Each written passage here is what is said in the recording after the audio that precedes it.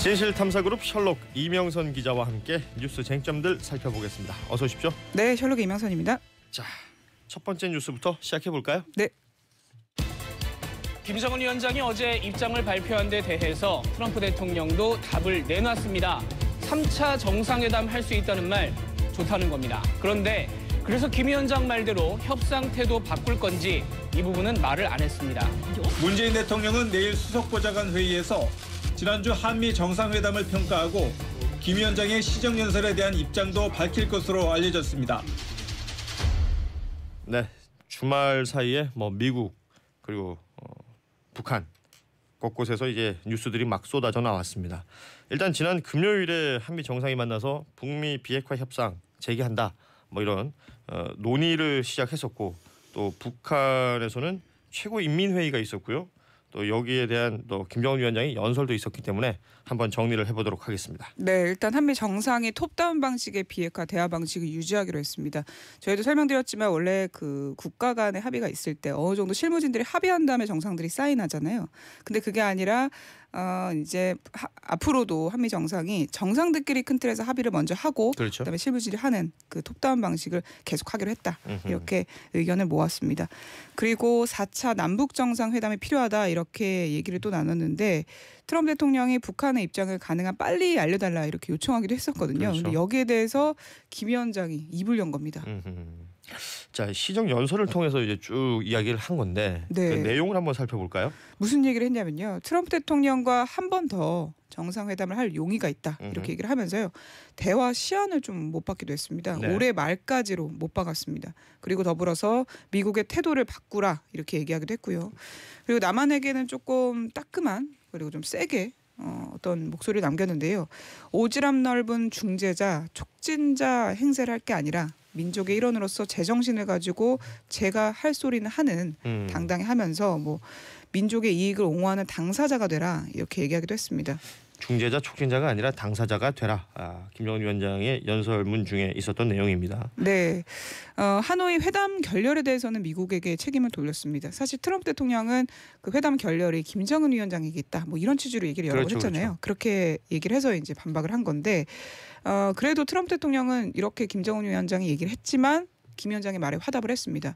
김 위원장과 훌륭한 관계다. 그리고 남미, 북미 양측이 서로 입장을 완전히 이해한다는 점에서 정상회담이 좋을 것이다라는 거에 동의한다라고 밝혔습니다.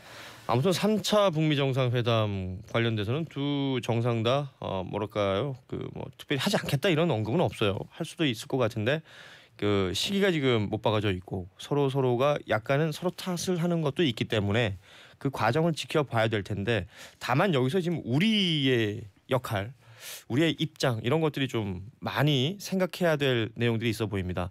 앞서 지난주에 저희가 전해드렸습니다만 미국 측에서는 한미 동맹을 강조하면서 우리 편이 되어달라라는 네. 얘기를 했었고, 북한도 지금 말씀하신 것처럼 중재자나 촉진자가 아닌 당사자가 되어달라 이런 얘기를 했단 말이에요. 문 대통령이 오늘 그 입장을 밝히기로 했잖아요. 네, 맞습니다.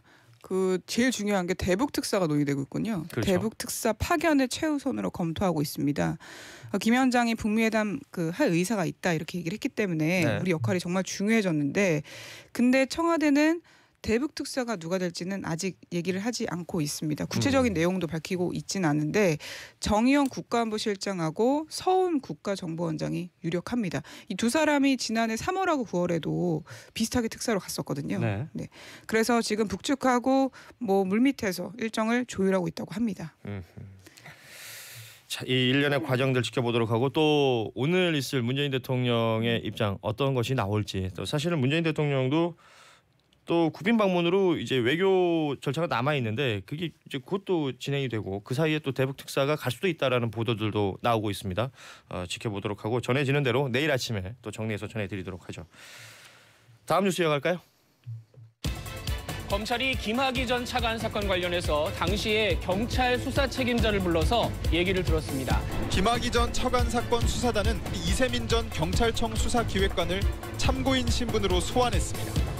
이 전 기획관은 지난 2013년 3월 김 전 차관의 성접대 의혹이 불거졌을 때 내사를 위해 꾸려진 경찰 수사팀을 지휘했습니다. 하지만 불과 한 달 만인 2013년 4월 전보됐습니다. 자, 김학의 전 차관 의혹 관련해서 수사단이 어제 이세민 전 경무관, 경찰의 아주 높은 계급이죠. 네. 이세민 전 경무관을 참고인 신분으로 불러서 조사를 했습니다. 일단은 이세민 전 경무관이 어떤 사람인지를 좀 알아야 되겠어요. 네, 쉽게 정리하면 김학의 동영상을 처음으로 내사했고 이 사람이 거의 다 지휘를 했었습니다. 경찰 실무 책임자라고 볼 수 있는데요. 네네. 이거 김 전 차관 의혹이 터지고 나서 수사를 했을 때 경찰청 수사기획관으로 근무를 했었습니다. 근데 문제는 그러다가 좌천을 당했다 이런 의혹이 있었거든요. 그리고 나서 또 이 사람이 여러 군데를 돌다가 결국에 승진을 못하고 경찰을 그만뒀습니다. 그렇죠. 그러니까 박근혜 청와대가 외압을 이 사람에 대해서 행사한 거 아니냐 이런 얘기가 있었거든요. 네. 실제로 이 전 경무관은 그 지난달 28일에 검찰 과거사 진상조사단에 출석해서 인사보복 관련돼서 뭐 증언을 하기도 했었습니다. 네. 그때 상황을 좀 전해드리면 당시에 이성한 경찰청장이 취임했었거든요. 근데 그렇죠. 청장이 취임하고 나서 첫 인사에서 이 전 경무관이 잘린 겁니다. 네. 수사 지휘 라인에서 모두 물갈이 됐었습니다. 그 지휘 라인에서 빠졌죠. 빠지고 경찰대인가 어디로 전보가 됐었어요. 그렇죠. 네. 수사를 열심히 하려고 했던 인물인데요. 근데 의심을 해보자면 그러니까 윗선에서 경찰청장을 자기 사람으로 바꾸고 말 안 듣는 사람 내보낸 거 아닌가 이렇게 의심해 볼 수 있습니다. 이런 합리적인 의심이 가능해지는 그러니까 대목이죠. 수사를 통해서 좀 알아봐야 되겠죠. 아무튼 수사단이 이전 경무관을 불렀다는 건 그 2013년 당시에 김학의 전 차관 수사에 청와대 외압이 있었는지 수사를 본격적으로 하겠다는 뜻입니다. 그러니까 이세민 경무관이 그런 얘기를 하더군요. 이제 조사 마치고 나오는 과정에서 취재진들에게 당시에 이제 본인이 왜 이렇게 전보가 되는지 내용을 듣지 못했다. 그리고 그 자신의 업무 일지를 또 증거로 제출을 했다 그러죠. 네. 당시에 어떤 일들이 있었는지를 적어놓은 수첩이라고 하는데, 자 이렇게 되면 그동안 뭐 김학의 전 차관, 뭐 성폭력 또 뇌물 이런 거 외에도 직권남용 수사가 이제 청와대 관련해서 본격적으로 진행될 수도 있는 내용 아닐까요? 네, 맞습니다. 검찰 과거사위가 지난달 25일에 그 수사를 마치면서 청와대가 수사에 외압을 가한 거에 곽상도 당시 민정수석 그리고 이중희 전 민정비서관이 연루될 수 있다 이렇게 결론 냈었거든요. 그리고 네. 수사를 권고했었습니다. 근데 그 둘은 부인하고 있죠. 그렇죠. 오히려 경찰이 김 전 차관 임명 직전까지 내사를 숨겼다. 당시 경찰 인사는 민정수사 권한이 아니다라고 반박을 했습니다. 그래서 수사단은 누구 말이 맞는지 확인하기 위해서 이전 경무관에 대한 조사를 마친 다음에요. 직권남용 혐의로 그 곽상도 자유한국당 의원, 지금은 의원이니까요. 그렇죠. 그리고 이중희 전 비서관에 대해서도 본격적인 수사를 할 예상이 됩니다. 그런 상황입니다. 이세민 전 경무관의 말이 맞다면 곽상도 의원이 지금까지 했던 말들은 거짓말이 되는 거죠. 그 알았던 시기가 달라지는 거기 때문에 얘기가 완전히 달라지는 겁니다. 자, 그런 가운데 이 문제의 동영상, 그 김학의 전 차관 동영상에 등장하는 그 여성, 본인이 피해 여성이라고 말하는 분이 있죠. 이분이 지금 출석을 한다는 얘기가 있어요. 네, 이 김학의 속 동영상, 김학의 동영상 속의 여성이 나다 이렇게 주장하는 A 씨에 대해서 이번 주에 출석해달라 이렇게 요청을 했기 때문인데요. 네. 앞서서 검찰은 뭐 수사를 했었는데 이 여성이 누군지 정확히 확인되지 않는다면서 무혐의 처분을 내렸었죠. 네. 그래서 다시 이거를 조사하기 위해서 A 씨를 부르는 겁니다. 그래서 수사단은 A 씨에게 해당 옷의 구매 내역, 해당 옷이라는 거는 그 촬영이 이루어졌을 때 입었던 옷입니다. 네. 그 구매 내역하고 동영상 속의 여성이 자기임을 증명할 수 있는 자료를 제출해라 이렇게 요청했다고 합니다. 참고로 말씀드리면 예전에 수사했을 때는 검찰이 수사했을 때는 그 입었던 옷을 제출하지 않았다는 이유로 그 이 여성의 당사자가 아닌 걸로. 아닌 걸로 결론 내렸었죠. 그 참고로 또 더 하나 주목해 볼 만한 건 상대적으로 좀 뇌물 혐의 수사에 대해서는 좀 진행이 빨랐다. 그리고 거기에 대해서 먼저 수사하겠다 이런 얘기가 그렇죠. 있잖아요. 네. 근데 거기에 대해서 좀 난관이 부딪힌 것으로 뭐 해석되는 여러 가지 정황이 나오고 있습니다. 네. 근데 수사단은 일단 동영상 속의 여성을 먼저 조사를 하면 김학의 전 차관 뇌물수수에 대한 혐의도 어느 정도 돌파구를 마련할 수 있지 않을까 이렇게 기대하고 있습니다. 네. 자, 김학의 전 차관 관련된 다양한 수사 소식들 살펴봤습니다. 다음 뉴스 이어가죠. 청와대가 이미선 헌법재판관 후보자를 그대로 임명하기로 마음을 굳혔습니다. 그동안 다소 어정쩡했던 민주당도 확실한 엄호로 목소리를 가다듬었습니다. 허무맹랑한 의혹은 주식 거래와 관련해 제출된 자료, 판결문, 관련 전문가들의 견해에 의해 위법성 없음이 명백히 입증되었습니다.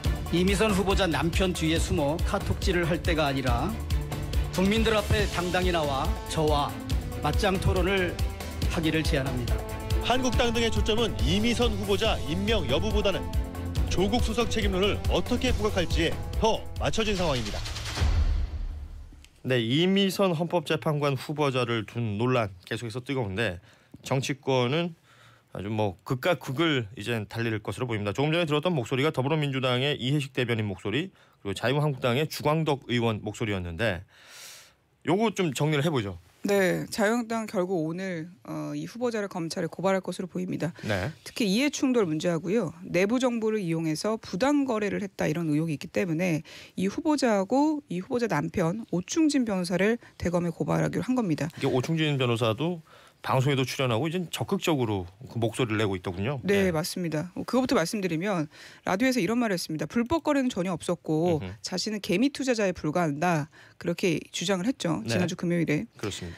바른미래당도 한국당과 마찬가지로 이미선 후보자 사퇴, 지명철회 철회를 요구하고 있고요. 청와대 인사 라인까지 교체해라 이렇게 얘기를 하고 있습니다. 이게 그 소위 말하는 조조남매죠. 네. 네.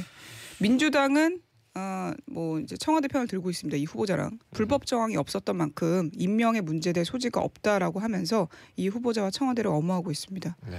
그리고 논란이 하도 커지니까 이 후보자가 지난주 금요일에 자기가 소유하고 있었던 6억 원대 주식 전량을 매각을 했습니다. 그래도 올랐던 걸 좀 매각한 거 아닌가 싶은데요. 이 후보자 배우자인 오충진 변호사도 보유 주식을 처분하겠다 이렇게 약속을 했습니다. 네.